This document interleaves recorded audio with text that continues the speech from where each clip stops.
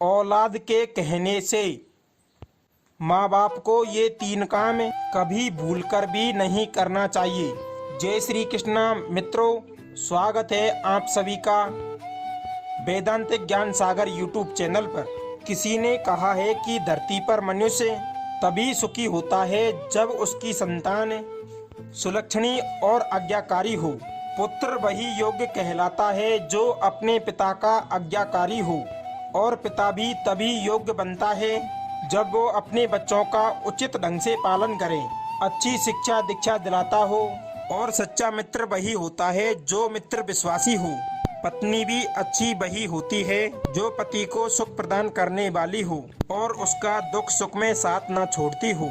पति भी वही योग्य होता है जो पत्नी का सही उचित ढंग से पालन पोषण करे और उसका विपत्ति के टाइम में रक्षा करे। मित्रों, आज मैं तुम्हें एक ऐसी औलाद की कहानी सुनाने जा रहा हूँ जो धरती पर सिर्फ बोझ के अतिरिक्त कुछ नहीं है। ऐसे न जाने इस संसार में कितने कुपुत्र होते हैं जो अपने माता पिता के लिए सिर्फ कष्ट ही पहुँचाने का काम करते हैं। जो लोग धन की लालसा में माँ बाप को त्याग देते हैं, उनसे बड़ा कंगाल इस धरती पर कोई नहीं है। माँ बाप वो धन है जो जब तक जीते हैं अपनी संतान के अच्छे की कामना करते हैं। औलाद चाहे कितनी भी नालायक हो जाए, फिर भी उनके माता पिता का हृदय उनके लिए ही धड़कता है। मित्रों, ये कहानी ऐसे ही एक बेटे की है जिसने अपने भगवान जैसे माता पिता को धोखा दिया था। राहुल और प्रियंका नाम के 2 पति पत्नी रहते थे। राहुल एक ऑफिस में काम करता था। गांव में उसके 2 बूढ़े माँ बाप थे। उसकी पत्नी बहुत ही लोभी लालची थी और दुष्ट प्रवृत्ति की महिला थी। वो हर समय घर में किसी न किसी बात को लेकर कलह बनाकर रखती थी। एक दिन राहुल अपनी ऑफिस में जाने की तैयारी कर रहा था। इतने में ही उनकी पत्नी प्रियंका ने घर में कलह मचाना शुरू कर दिया। कभी बर्तनों को पटकती, कभी कपड़ों को फेंकती। राहुल ने पूछा, हे भगवान, क्या बात हो गई? किस बात की गुस्सा है? किस बात की गुस्सा इस बर्तनों पर निकाल रही हो? जो कहना है साफ साफ क्यों नहीं कहती? तब पत्नी कहती है, अजी मैं आपसे कितने दिनों से कह रही हूँ कि तुम अपने माँ बाप को खेत और घर बेचने के लिए राजी कर दो, परंतु तुम्हारी तो अक्ल पर पत्थर ही पड़ गए हैं। मेरी बातें एक कान से सुनते हो और दूसरे कान से निकाल देते हो। तुम्हारी नौकरी की कमाई से घर का, बच्चों की पढ़ाई लिखाई का खर्चा ठीक से नहीं चल पाता है। वैसे भी उस पुराने घर और खेत का हम क्या करेंगे जब बहू और बेटा ही खुश नहीं रहेंगे?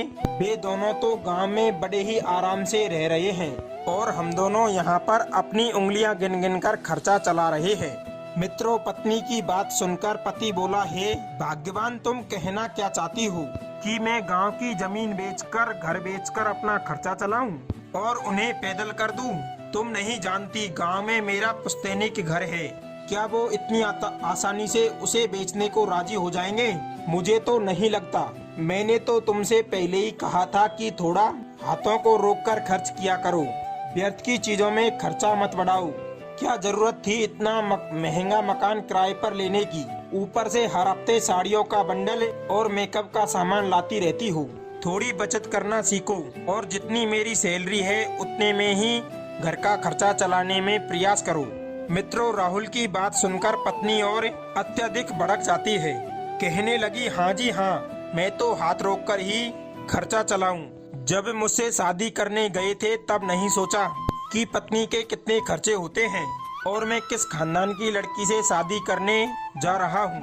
मैंने तो अपने माँ बाप के यहाँ कभी हाथ रोककर खर्चा नहीं किया। यहाँ पर मैं कैसे गिनी चुनी चीजों से अपनी जरूरतें पूरी करूँ? प्रिय बंधुओं, इसी प्रकार के झगड़े उन दोनों के बीच रोजाना होते रहते थे।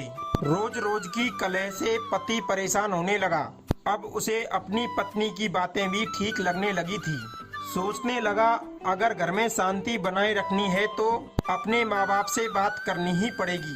पत्नी की रोज रोज की धमकियाँ, कभी तलाक देने की, कभी मायके जाने की, कभी छोड़ने की, कभी फोड़ने की, तो कभी केस करने की, ये सब सुनकर राहुल बहुत उदास हो जाता था। अब तो उसने अपने माँ बाप से बात करने का निश्चय कर लिया। एक दिन वो अपनी पत्नी और बच्चों को लेकर गांव गया। और अपने माता पिता से मिला। बूढ़े माता पिता अपने बेटे बहू से पोतों से मिलकर बहुत खुश हुए। ऊपर से दोनों पति पत्नी ने माँ बाप की खूब सेवा की। प्रियंका ने अपनी सास को घर का कोई भी काम नहीं करने दिया, सारा काम स्वयं ही करके रख देती थी। अपनी बहू का इस तरह का आचरण देखकर बूढ़ी माँ की खुशी का कोई ठिकाना नहीं था, परंतु उन्हें ये मालूम नहीं था कि ये सेवा उनकी जमीन और जगह बिकवाने के लिए की जा रही है। वे दोनों खुशी के मारे फूले नहीं समा रहे थे।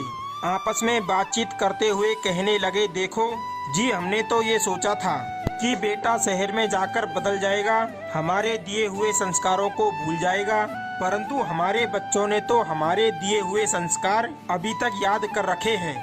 राहुल अपने पिता के साथ हर काम में हाथ बटाता था, सारा काम अकेले ही करता रहता था। यह देखकर पिताजी को अपने बेटे पर बड़ा गर्व हुआ।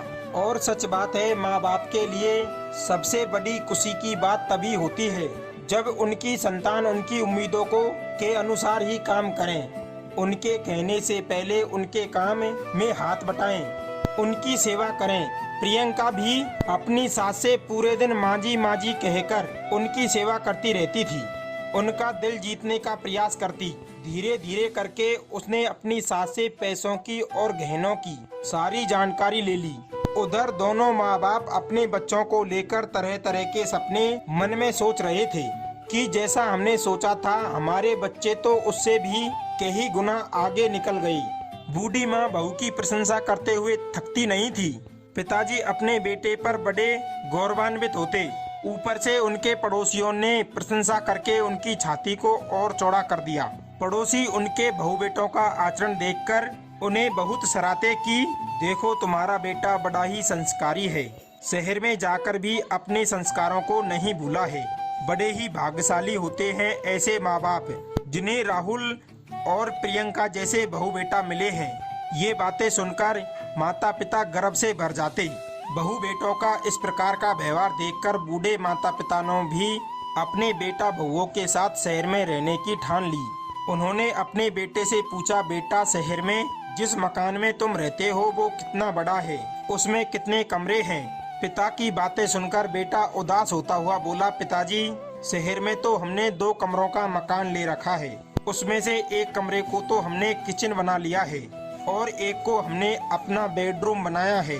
महंगाई के दौर में ज्यादा बड़ा मकान नहीं ले पाए। मेरी सैलरी से सिर्फ घर का ही खर्च मुश्किल से चल पाता है।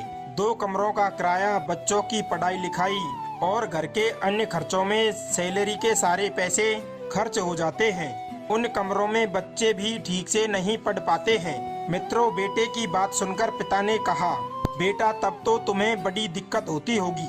वैसे मैंने एक बात सोची है, क्यों ना हम अपना ये घर बेचकर और उन पैसों से शहर में एक अपना ही घर खरीद लें, तो बताओ कैसा रहेगा। मित्रों, बेटा भी यही चाहता था, परंतु ये तो बड़ा ही अच्छा हुआ कि उसके पिता ने उससे पहले ही उसके मन की बात कह दी।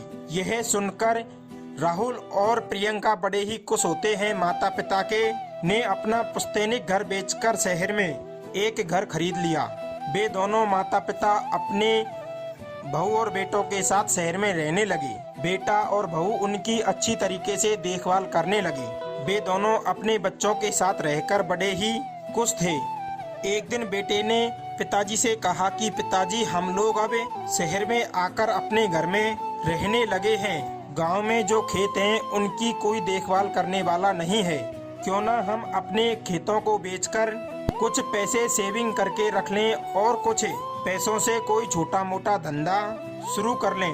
बेटे के मुख से जब खेत बेचने की बात सुनी तो पहले तो पिता ने उसे समझाया कि देखो बेटे, वे खेत हमारे पुश्तैनिक खेत हैं, उन्हें ना बेचे तो बहुत अच्छा रहेगा। किसी बड़ी संपत्ति को बिगाड़ कर उसे बनाना बड़ा ही मुश्किल होता है। पिताजी ने बहुत समझाया, परंतु बेटा नहीं माना। तब पिता ने सोचा, चलो कोई बात नहीं, आखिरकार माँ बाप धन संपत्ति किसके लिए कमाते हैं? बच्चों के लिए ही। यदि बेटा खेत बेचने की जिद कर रहा है तो उसने कुछ सोचा ही होगा।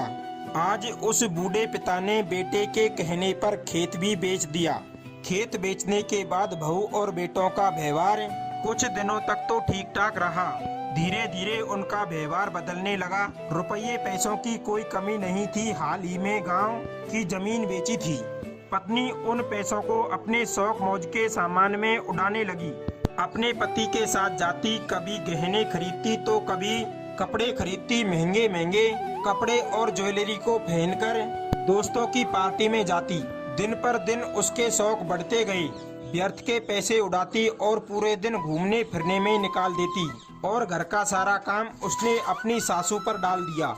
अब तो बेचारी बूढ़ी माँ जैसे तैसे करके घर का काम करती। कुछ ही दिनों में उनकी दशा एक नौकरानी से बदतर हो गई। एक दिन बूढ़े पिता ने बहू को समझाया कि देखो, तुम्हारी सास पूरे दिन घर का काम करते करते थक जाती है और तुम हो कि पूरे दिन इधर उधर घूमती रहती हो, व्यर्थ में पैसे खर्च करती हो। ऐसे खर्चा करोगी तो सारा पैसा जल्दी ही खत्म हो जाएगा। तुम्हारी सास में इतनी सामर्थ्य नहीं है कि वो घर का सारा काम अकेली ही कर सके। पूरा जीवन तो उसने काम करते करते ही निकाल दिया। अब उसकी आराम करने की उम्र है। कुछ तो शर्म करो। मित्रों, ससुर की बात सुनकर बहू ने तपाक से उत्तर दिया, अरे क्या कह रहे हो आप लोग? क्या इस घर में बैठकर रोटियां तोड़ने के लिए आए हो? काम तो करना ही पड़ेगा। यदि कुछ नहीं होता है तो अपना मन करे वहाँ चले जाओ। मेरे घूमने फिरने से तुम्हें क्या तकलीफ है? मेरी मर्जी, मैं चाहे जहाँ घूमूं, जितना चाहे उतना खर्चा करूं। तुम कौन होते हो कहने वाले? बहू का इस प्रकार का जवाब सुनकर बूढ़ा पिता चुप हो गया और अपने सर को पीटने लगा। इधर बहू का व्यवहार नहीं बदला। बेटा राहुल भी अपने माता पिता से दूर दूर जाने लगा। एक दिन घर का काम करते करते बूढ़ी माँ की तबीयत बिगड़ जाती है। पिता ने अपने बेटे से कहा, देखो, तुम्हारी माँ की इतनी सामर्थ्य नहीं है कि वो घर का सारा काम अकेले ही कर सके। यदि तुम्हारी पत्नी से घर का काम नहीं होता है तो एक नौकरानी क्यों नहीं रख लेते? बेटे ने कहा, पिताजी, अपने पास जो पैसे थे वो अब खत्म हो चुके हैं। नौकरानी को पैसे कहाँ से देंगे? रही काम की बात, उसे माँ और प्रियंका मिलकर संभाल लिया करेगी। तुम चिंता ना करो। बेटे का रूखा व्यवहार देखकर पिताजी समझ गया था कि उसने अपने पैरों पर कुल्हाड़ी मार ली है। बहू बेटों के द्वारा की गई वो सेवा सिर्फ दिखावा ही था। हमारी जमीन जायदाद बिकवाने के लिए ही इन्होंने वो नाटक किया था और आज मैं बिल्कुल खाली हाथ हो गया हूँ। अब पछताने के अतिरिक्त हमारे पास कुछ नहीं बचा। दर्शकों, धीरे धीरे कुछ समय बीता। इधर गर्मियों के दिन आ गए। गर्मियों की छुट्टियां बिताने के लिए राहुल और प्रियंका अपने बच्चों के साथ शिमला घूमने के लिए जाने लगी और बूढ़े माता पिता को घर पर अकेला ही छोड़ दिया। पिता ने पूछा, बेटे, माँ के इलाज के लिए तुम्हारे पास पैसे नहीं थे, नौकरानी रखने के लिए तुम्हारे पास पैसे नहीं है, परंतु पत्नी के गहने कपड़ा खरीदने के लिए तुम्हारे पास बहुत पैसा है, घूमने के लिए तुम्हारे पास बहुत पैसे हैं। आज तुमने अपना असली रूप दिखा दिया है और यही है तुम्हारी सच्चाई। मुझे अपने आप के ऊपर शर्म आ रही है कि मैंने तुम्हारी चिकनी चुपड़ी बातों में आकर अपना घर और खेत क्यों बेच दिया। मित्रों, राहुल अपनी पत्नी और बच्चों के साथ घूमने के लिए चला जाता है। रास्ते में पत्नी ने राहुल से कहा, अजी सुनते हो, मुझे तुम्हारे माँ बाप के घर में रोज रोज की छिक सहन नहीं होती है। बात बात पर सवाल पूछते हैं। तुम्हारी माँ से घर का काम नहीं होता, ऐसे कब तक उन्हें बैठाकर खिलाते रहो? एक काम क्यों नहीं करते तुम? अपने माता पिता को वृद्धा आश्रम में क्यों नहीं छोड़ देते? सुना है वृद्धा आश्रम में आजकल काफी सुविधाएं हो चुकी है। ये दोनों वृद्धा आश्रम में बंधे रहेंगे तो घर में व्यर्थ की कलह नहीं होगी और वहाँ पर ये दोनों खुश भी रहेंगे। मित्रों, अपने पत्नी के मुंह में अंधा पुत्र को अपनी पत्नी की बात खूब जची। उसने तुरंत अपने दोस्त से बात करके एक वृद्धाश्रम में अपने माँ बाप के रहने की व्यवस्था करवा दी। छुट्टियों के दिन व्यतीत करके जब वो घर लौटकर आया तो माता पिता का सारा सामान, कपड़े एक बैग में पैक करके उन्हें लेकर चलने लगा। माँ बाप ने पूछा, बेटे, आज हम कहाँ जा रहे हैं? तो बेटे ने बताया कि घर में तुमसे कुछ काम धाम होता नहीं है, इसलिए तुम्हें वृद्धाश्रम में ले जा रहा हूँ। वहाँ पर तुम्हें काम भी नहीं करना पड़ेगा और बैठे बैठे ही तुम्हें सारी सुख सुविधाएं मिलती रहेगी। प्रिय बंधुओं, बेटे के मुख से वृद्धाश्रम की बात सुनकर बूढ़े माता पिता के पैरों के नीचे से जमीन खिसक गई और सोचने लगे कि धिक्कार है ऐसी औलाद के लिए जो माँ बाप अपने पूरे जीवन की कमाई अपनी औलाद को दे देते हैं। वही औलाद अपनी माँ बाप का बुढ़ापा नहीं काट सकती। आज बेबस लाचार माता पिता अपने बेटे की करतूत देखकर अपने किए पर पछताने लगे और वृद्धाश्रम के लिए चले गए। कहते हैं मित्रों, माँ बाप को अपने जीते जी अपने संतान के लिए ये 3 काम नहीं करना चाहिए। पहला काम, चाहे औलाद कितनी भी प्यारी हो, माता पिता को अपनी संपत्ति कभी भी नहीं बेचनी चाहिए। दूसरा, अपने जीते जी धन दौलत संपत्ति अपनी संतान के नाम नहीं करनी चाहिए। तीसरा, बुढ़ापे में भी संतान के आश्रित नहीं रहना चाहिए। अपनी जीविका अर्जन के लिए पहले से ही कुछ ना कुछ करते रहना चाहिए। जो लोग मोहब्बत से सब कुछ अपनी संतान को दे देते हैं, उनको बाद में पछताने के अलावा कुछ नहीं मिलता। प्रिय बंधुओं, ये कहानी आपको कैसी लगी कमेंट सेक्शन में आप जरूर बताना। मिलते हैं अगली वीडियो में नई ज्ञान चर्चा के साथ। आप सभी का बहुत बहुत धन्यवाद। जय श्री कृष्णा मित्र।